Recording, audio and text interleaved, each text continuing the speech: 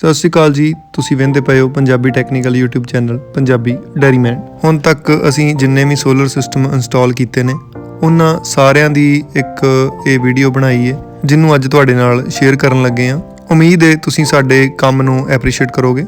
ਅਸੀਂ ਆਪਣੇ ਕੰਮ ਨੂੰ ਸਿਰਫ ਪ੍ਰੋਫਿਟ ਤੱਕ ਸੀਮਤ ਨਹੀਂ ਰੱਖਦੇ, ਅਸੀਂ ਕੁਆਲਿਟੀ ਦੇ ਵਿੱਚ ਕਦੀ ਵੀ ਕੰਪਰੋਮਾਈਜ਼ ਨਹੀਂ ਕਰਦੇ। ਚਾਹੇ ਰੂਫਟਾਪ ਹੋਵੇ, solar on grid, off grid ਜਾਂ ਹਾਈਬ੍ਰਿਡ, ਜਾਂ ਫਿਰ ਸੋਲਰ ਸਮਰਸੀਬਲ ਜਾਂ ਸੋਲਰ ਮੋਨੋਬਲਾਕ ਸੋਲਰ ਸਿਸਟਮ ਹੋਵੇ, ਅਸੀਂ ਵਧੀਆ A class A grade quality ਦਾ ਸਿਸਟਮ ਹੀ ਇੰਸਟਾਲ ਕਰੀਦਾ ਹੈ ਤੇ ਗ੍ਰੀਨ ਐਨਰਜੀ ਨੂੰ ਗ੍ਰਾਹਕ ਦੇ ਲੰਮੇ ਸਮੇਂ ਦੇ ਸਾਥੀ ਵਜੋਂ ਵੇਖਦੇ ਹੋਏ ਇੱਕ ਚੰਗੀ ਕੁਆਲਿਟੀ ਦਾ ਸਿਸਟਮ ਦੇਣ ਦੀ ਕੋਸ਼ਿਸ਼ ਕਰਦੇ ਹਾਂ। ਸੋਲਰ ਦੇ ਵਿੱਚ ਬਹੁਤ ਸਾਰੀਆਂ ਕੰਪਨੀਆਂ ਤੇ ਬਹੁਤ ਸਾਰੀਆਂ ਕੁਆਲਿਟੀਆਂ ਮਿਲਦੀਆਂ ਨੇ। ਕਈ ਪੈਨਲ ਬਹੁਤ ਲੋ ਕੁਆਲਿਟੀ ਦੇ ਹੁੰਦੇ ਨੇ, B ਗ੍ਰੇਡ ਜਾਂ C ਗ੍ਰੇਡ ਕੁਆਲਿਟੀ ਦੇ ਹੁੰਦੇ ਨੇ। ਬਹੁਤ ਸਾਰੀਆਂ ਕੰਪਨੀਆਂ ਦੇ ਵਿੱਚ A ਗ੍ਰੇਡ ਦੇ ਵਿੱਚ ਡੀਲ ਕਰਦੀਆਂ ਨੇ, ਜਿਹੜੀਆਂ A ਗ੍ਰੇਡ ਕੁਆਲਿਟੀ ਹੀ ਦਿੰਦੀਆਂ ਨੇ।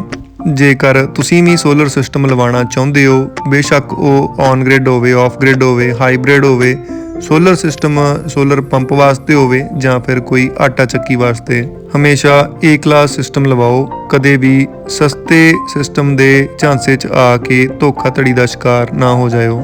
ਪੰਜਾਬੀ ਡੈਰੀਮੈਨ ਸੋਲਰ ਐਂਡ ਸਮਰਸੀਬਲ ਸੋਲਿਊਸ਼ਨਸ ਤੁਹਾਡੇ ਵਾਸਤੇ ਲੈ ਕੇ ਆਇਆ ਹੈ A ਗ੍ਰੇਡ ਕੁਆਲਿਟੀ ਦੇ ਸੋਲਰ ਵਾਟਰ ਪੰਪ ਤੇ ਡੋਮੈਸਟਿਕ ਸੋਲਰ ਸਿਸਟਮਸ। ਇੱਕ ਵਧੀਆ ਚੰਗੀ ਕੁਆਲਿਟੀ ਦਾ ਸੋਲਰ ਸਿਸਟਮ ਲਵਾਉਣ ਵਾਸਤੇ ਤੁਸੀਂ ਸਾਡੇ ਨਾਲ ਸੰਪਰਕ ਕਰ ਸਕਦੇ ਹੋ। ਸਾਡਾ ਨੰਬਰ ਹੈ 9814 71211। ਵੀਡੀਓ ਨੂੰ ਇੰਜੋਏ ਕਰੋ, ਵੇਖਦੇ ਰਹੋ Punjabi technical YouTube channel Punjabi ਡੈਰੀਮੈਨ।